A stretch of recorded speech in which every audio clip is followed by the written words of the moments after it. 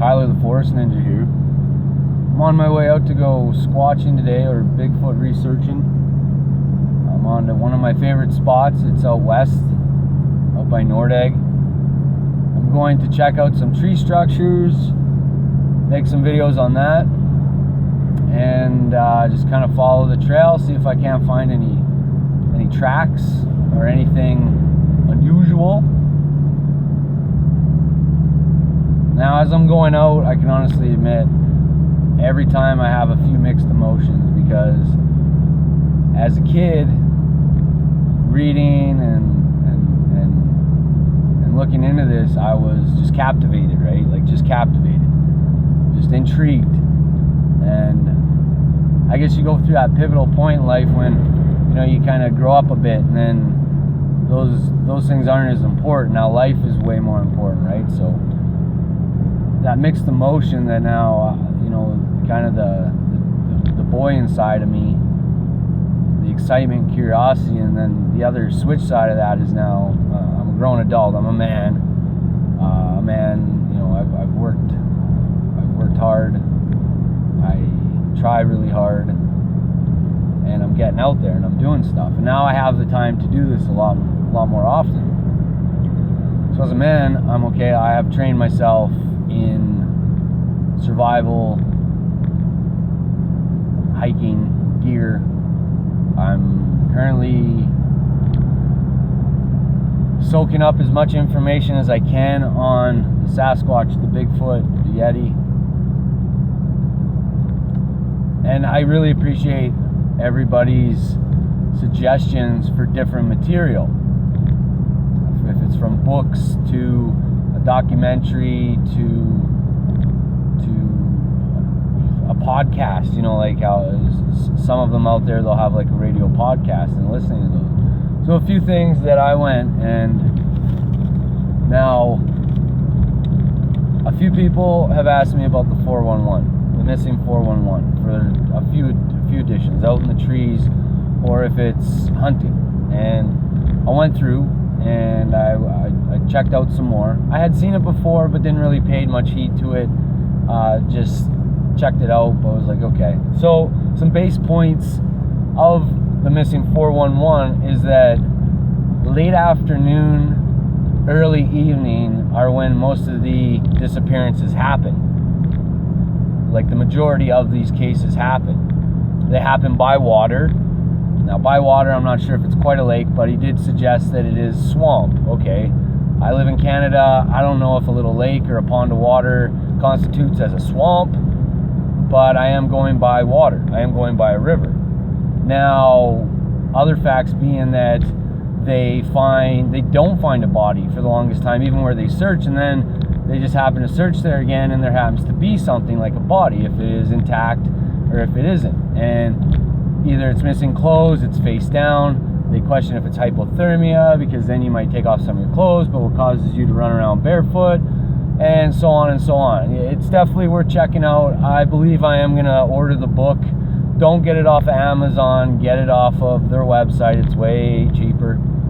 So now, with this stuff in my mind, I can admit that my imagination to a point gets the best of me, but it doesn't. The man side of me says, no, let's be logical. You have skills to pay these bills, and it's enjoyable. It's so enjoyable. You go out in the trees, you check stuff out, you couldn't be happier, right? For me anyways. So, but on that side note, that was just another outlet of material or information to kind of understand. So that's one part of it. Now I'm on my way out. I'm going to my favorite spot. I'm excited. I'm well prepared. I have all my gear. I got, whatever for myself, and I'm happy. And my intentions are purely to see for myself. I don't want to shoot anything. I don't want to kill anything. Let's make that clear. The only way that would go down, and this is theoretical again, people, is if your life is in that much danger. If you can calmly walk out or calmly function, which I know is very hard in a flight or fright situation, you might, the shock of it, right? I don't know.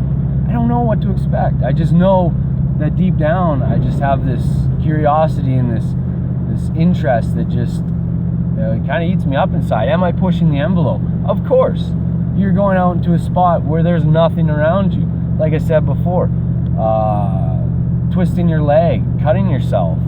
Now you're 3 to 4K away from your vehicle, and then you're about 7 to 10K away from the highway, and then I'm still like how far from either Nordegg or Rocky, right? So you have to keep that in mind. Now, believe in yourself. You have skills. You can do this.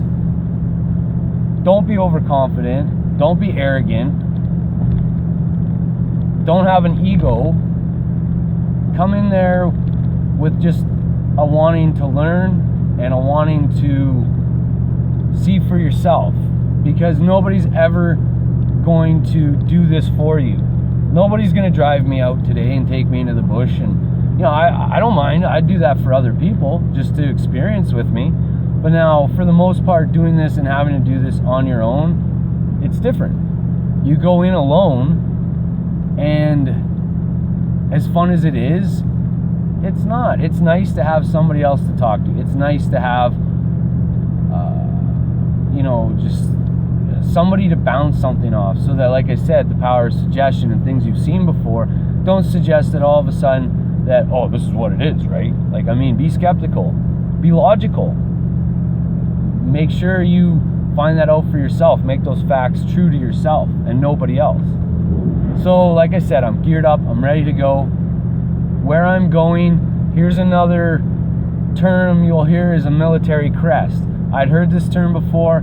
I guess I universalized it with a vantage point, only because it is a vantage point. It's the perfect vantage point. It can see in all directions below it. If you're in a military sense, your cover fire and everything down, you're in a great spot. Well, where I'm going, I'm below the vantage point. I'm below the military crest, the ridge. Now, thinking about that just means that theoretically I'm being watched. Okay? I'm not out there to do anything wrong. I'm only out there to make a few more videos and go for a hike today. I left my puppy with my parents. She's having a nice day with her grandma today, so pretty nice. They're going for big walks and stuff. It's a little deep of snow out here. It's a little cold.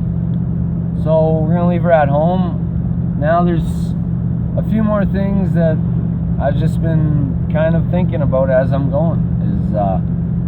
I don't have my dog with me. I brought the toothbrush, but I don't go anywhere without the toothbrush. I make sure that's definitely coming with me. Did I bring stuff just in case shit hits the fan? You betcha. I got backpack, I got camera gear, I have survival gear, tack vest, I have whatever I need. So these are just some thoughts and some theories and things and other things to look into and think for yourself. Don't let your imagination get the best of you. Be logical, be responsible, and be smart. The best thing you can do is educate yourself and be smart about what you're doing. Any interest you have, it doesn't matter what it is. Just be interested and be responsible with it. This is Tyler. I thank you for your support. I thank you for watching.